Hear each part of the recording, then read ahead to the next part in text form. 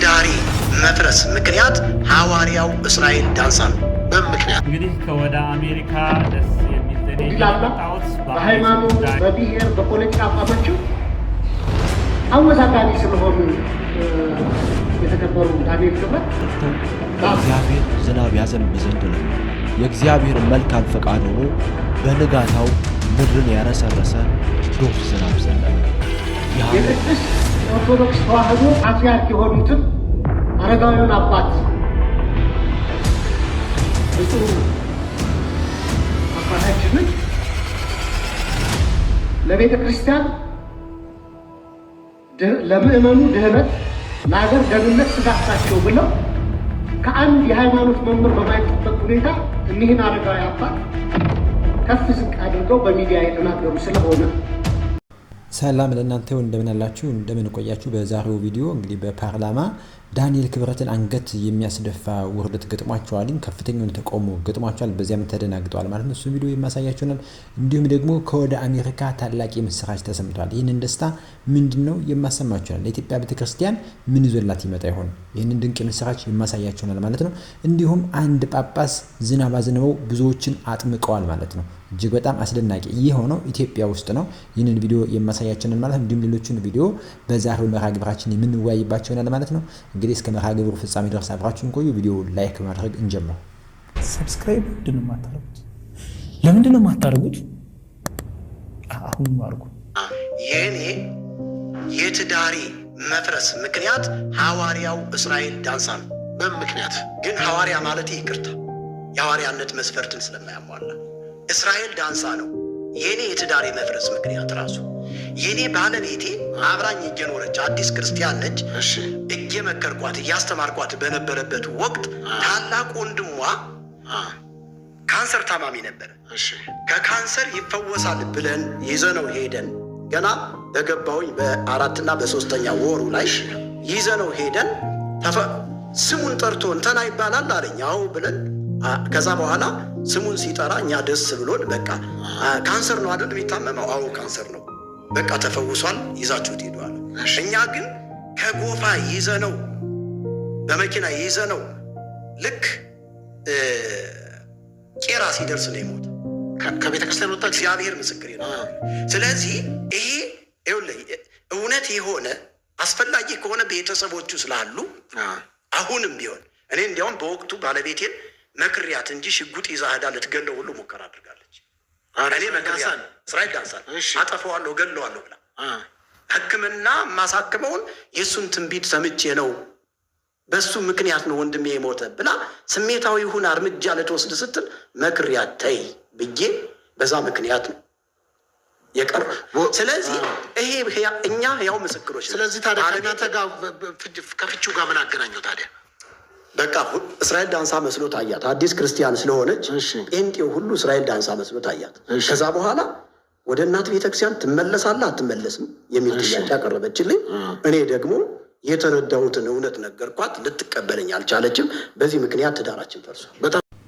በላ ስል ጨምር ድፍት ብሎት ቀረ ያዘውን ጨምር እንዲል አንድ አስለቃሽ እንግዲህ እኒሄ መርጌታ የተባለ ሰው እንግዲህ ኦርቶዶክስ የነበረ ሰው ነው። ከዚህ በኋላ ወደ ፕሮቴስታንት ወጥቶ እንደምትመለከቱት በላ ብሎ እንግዲህ የገንዛ ሚስቱን በነ ዴንሳ ተነቅቷል፣ ተበልቷል ማለት ነው። እነ እስራኤል ዴንሳ በዚህ መልኩ እንግዲህ ጉድ አድርገውታል። ይሄ እጅግ በጣም የሚያሳዝን ነው። እንግዲህ እነዚህ ሰዎች እነዚህ ሐዋርያ ነብይን የሚሉ ሰዎች ስራቸው ምን እንደሆነ የተገለጠ በተለይ ባይሰሞን ዮናስ ሙሉነ ብዙ ነገር እያወጣበት ያለ ነው። ይሄ መርጌታ እንግዲህ በዚህ መልኩ ትዳሩንም ቀልቡንም ሃይማኖቱንም አጥቶ እንዲህ ዋጅቶ ይገኛል ማለት ነው። የአንተ አምላክ ከኛ አምላክ ቦርጆ የሚበልጥ ከሆነ ዝናብ ከጠፋ ብዙ ቀናት ሆኗልና ነገ ዝናብ እንዲዘንብ ለአምላክ ንገረው፣ ከዘነበ ያልከውን ታደርጋለህ በማለት ሊያጠምቁና ኦርቶዶክስ ለማድረግ ለሄዱት ሊቀ ጳጳስ የሐመሩ ባላባት ወይም መሪ ይህንን ከባድ ቅድመ ሁኔታና ፈተና ሰጣቸው። ይህንን የሰሙት ሊቀ ጳጳስ እንዲህ ባለ ማህበረሰብ ውስጥ መጽሐፍ ጠቅሶ ማስተማርና ማሳመን ቀላል አለመሆኑን ተረድተው እግዚአብሔር ዝናብ ያዘንብ ዘንድ ለመኑ። የእግዚአብሔር መልካም ፈቃድ ሆኖ በንጋታው ምድርን ያረሰረሰ ዶፍ ዝናብ ዘነበ። የሐመሩም አባት ተደነቁ፣ አመሰገኑ። በስፍራውም በአፋጣኝ ቤተክርስቲያን ተሰራ። የሐመሩም ባላባት ወይም መሪ ለሐመሮች መጥተው እንዲጠመቁ መልእክት ተናገሩ። ይህንን የሰሙ ሁሉ መጡ። ካህናትም በማጥመቅ እጃቸው እስኪዝል ድረስ ሐመሮችን አጠመቁ። አሁን ላይ በሐመር ከ90% በላይ የኦርቶዶክስ ተዋሕዶ አማኝ ነው። ታዲያ ይህንን ያስጀመሩት ሊቀ ጳጳስ ብፁዕ አቡነ ዕንባቆም ሲባሉ በዚህ ሳምንት ነበር ያረፉት። ሥርዓተ ቀብራቸውም ጥር 19 2018 ዓ.ም በታላቁ ደብረ ሊባኖስ ገዳም ተፈጽሟል። ቅዱሳት መጽሐፍ ጠቅሰን ኤልያስ በጸሎቱ ኃይል ዝናብ አዘነበ ብቻ አንልም። በእኛም ዘመን ብፁዕ አቡነ ዕንባቆም በጸሎታቸው ይህንን በማድረግ እግዚአብሔር አሁንም በአባቶች ድንቅ ሥራውን እንደሚሠራ ተመለከትን። የብፁዕ አቡነ ዕንባቆም በረከታቸው ትድረሰን። የብፁዕ ዕንባቆም በረከታቸው ትድረሰን እያልን ሁላችንም እንጻፍ። የብፁዕ ዕንባቆም በረከታቸው የአባታችን በረከት ትደርብን። በእውነት እንግዲህ እንዲህ አይነት ታላላቅ ጳጳሳት አሉ በዘመናችን እንዲህ የሚዳረገው እንግዲህ ወንጌል ባልተደረሰባቸው ስፍራዎች በመሄድ ወንጌልን ለማዳረስ ኦርቶዶክሳዊ ክርስትናን ለማስተማር የክርስቶስን ወንጌል ለመግለጥ በዚህ ልክ በሐመር በተለያዩ ወንጌል ባልተገለጸባቸው በአናሳ ቁጥር ያለበት አካባቢ በመሄድ ነው እንግዲህ ሀገረ ስብከታቸው በዚያ ሆኖ ትልቅ ወንጌልን አስተምሯል። ዳንኤል ክብረት በፓርላማ ውስጥ ከፍተኛ ተቃውሞ ገጥሞታል ማለት ነው። እንዲያደርገው ዝናብና ዝንቁ ብዙዎችን ማጥመቅ የቻሉ አስደንጋጭ ነበር ማለት ነው። መሆኑ ምንድነው የሆነው?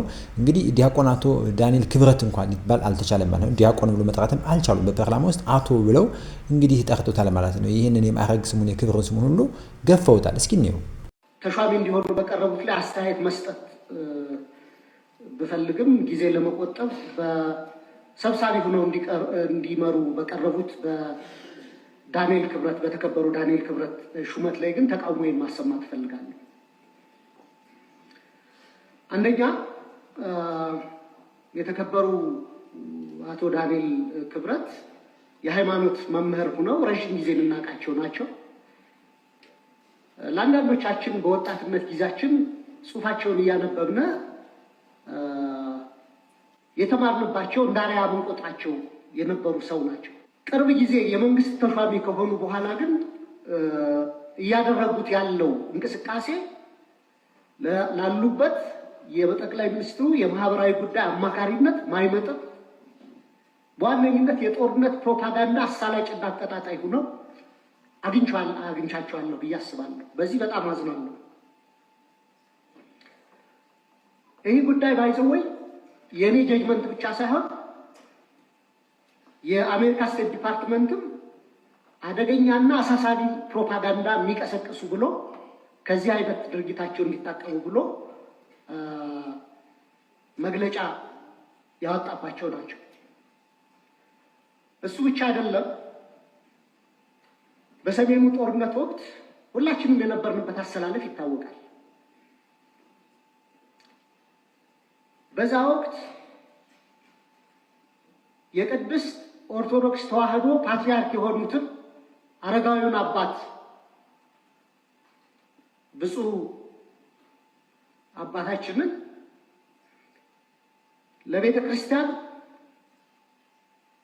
ለምእመኑ ድህነት ለሀገር ደህንነት ስጋት ናቸው ብለው ከአንድ የሃይማኖት መምህር በማይጠበቅ ሁኔታ እኒህን አረጋዊ አባት ከፍ ዝቅ አድርገው በሚዲያ የተናገሩ ስለሆነ ብዙ ኦርቶዶክስ አማኝም በዚህ ስለተከፋ እና የኢትዮጵያ ብሮድካስቲንግ ኮርፖሬሽን ደግሞ የኢትዮጵያ ሕዝብ 10 ብር በየወሩ ከእያንዳንዱ ቤት እየተቆረጠ የሚተዳደር የቴሌቪዥን ጣቢያ ስለሆነ እንደዚህ አይነት አወዛጋቢ ሰዎች በቦርድነት እና በቦርድ አባልነትም በቦርድ ሰብሳቢነትም ከሚመሩት ይልቅ ሁሉንም የሚያስማሙ እኔ ለምሳሌ ዶክተር ጌታቸው ድንቁን ስልጠናም ለዚህ ምክር ቤት አባላት ሰጥተዋል። በጣም ካፔብል የሆኑ ናቸው። የፖለቲካ አፊሊዬሽናቸውን አላውቅም። በሙያቸው ብቻ ግን እሳቸው ሰብሳቢ ቢሆኑ ፈልጋለሁ። በግል እንደሳቸው አይነት ምሁራዊ ካባቸው የሚያመዝን ከአወዛጋቢነት የራቁ ሰዎች እንዲደረጉ ፈልጋለሁ። የጠቅላይ ሚኒስትሩ የማህበራዊ ጉዳይ አማካሪ ሆነው በኢትዮጵያውያን ማህበራዊ ትስስር ከማጎልበት ይልቅ ማህበራዊ ትስስራቸው እንዲላላ በሃይማኖት፣ በብሔር፣ በፖለቲካ አቋማቸው አወዛጋቢ ስለሆኑ የተከበሩ ዳንኤል ክብረት በአማካሪነት መሾማቸውን የምቃወም መሆኔን ለመግለጽ ነው። አመሰግናለሁ። ሰብሳቢው ሲያልቅ አያምር እንደሚባለው እንግዲህ በብዙዎች ኢትዮጵያን ዘንድ ተወዳጅ የነበረው መጽሐፍቶች በጉጉት እስኪወጡ የሚጠበቅለት በርካታ መጽሐፍ የጻፈው ዳንኤል ክብረት እንግዲህ በዚህ ልክ ፓርላማ ውስጥ በእነ ዶክተር ደሳለኝ ጫኔ ከፍተኛ ተቃውሞ ገጥሞታል ማለት ነው። እጅግ በጣም አንገት አስደፊ ሆኖበታል። በተለይ ደግሞ ከብፁዕ ወቅዱስ አቡነ ማትያስ ጋር ተያይዞ ያነሳው ሀሳብ እጅግ ልብ የሚነካ ነው። ዶክተር ደሳለኝ ጫኔ በእርግጥም ዳንኤል ክብረት በጦርነቱ ወቅት እንዲህ ያለ አስፈላጊ ነገሮች ሲናገር ነበረ። የእናት ጡት ነካሽ ሆኖ የተገኘበት የቅድስት ክርስቲያንን ጡት ሲጠባ ያደገ ይህ ግለሰብ በዚህ ልክ ቤተክርስቲያንንና ፓትርያርኩን ሲያንቋሽ ሲያጣጥል የነበረ ግለሰብ መሆኑን በፓርላማ ውስጥ አንስቶ እንግዲህ በጣም አሳፍሮታል፣ አንገቱ እንዲደፋ አድርጎታል ማለት ነው። እንግዲህ ከወደ አሜሪካ ደስ የሚል ዜና ይዤ ነው የመጣሁት። በአርሲ ጉዳይ ብዙ እየተንቀሳቀስን እንደሆነ ታውቃላችሁ። የአሜሪካ መንግስት እንግዲህ ይህን እንቅስቃሴያችን ማቅረብ ከጀመርንበት ጊዜ ብዙ አይነት እገዛዎችን እያደረገልን ነው። ከዚህም ውስጥ አንዱ የሆነው ይህንን የሚንቀሳቀሰውን ቲም ዓለም አቀፍ ወይም ደግሞ እውቅና በመስጠት ፈቃድ በመስጠት ጉዳያችን ለተለያዩ ሁማን ራይትስ ኦፊሶች፣ ለሪሊጂየስ ፍሪደም ኦፊሶች እንዲሁም ለተለያዩ መንግስታት ማቅረብ የሚያስችለንን ፈቃድ እግዚአብሔር ይመስገን አግኝተናል። ስለዚህ ከዛሬ ጀምሮ እንግዲህ በኢትዮጵያ ውስጥ በሃይማኖታቸው ብቻ የሚገደሉ ሰዎችን፣ መከራ የሚደርስባቸው፣ ስደት የሚደርሱ ሰዎችን ዳክመንት እያደረግን ለሚመለከታቸው ኦፊሶች ተቋማዊ በሆነ መንገድ የምናቀርብ ይሆናል። በምን አይነት መንገድ መረጃዎችን እንቀበላለን፣ በምን አይነት መንገድ የአድቮኬሲውን ስራና የዶክመንቴሽኑን ስራ እንሰራለን፣ ገለጻ እናደርጋለን በጥቂት ቀናት ውስጥ። እግዚአብሔር ይመስገን ይህን ያደረገ።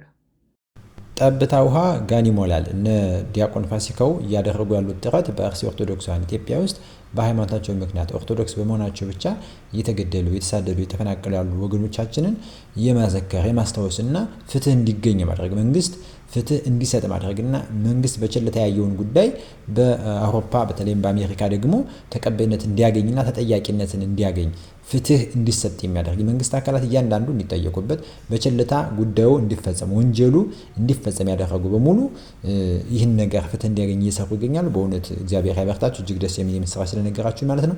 በነገር ሁሉ እንግዲህ ሁላችንም ከጎናቸው ሆነን የሚፈለገውን ሁሉ እያደረግን የሚገደሉ ኦርቶዶክሳውያን ድምጽ እንሆን። ይህንን ሞትና ግድያ በማህተባችን ብቻ እየደረሰ ያለውን ነገር ማስቆም ይኖርብናል ማለት ነው። ለዛሬ ነበረኝ መርሃ ግብር ይህን ይመስላል። ሰላም ለእናንተ ይሁን። ሰላም ቆዩ።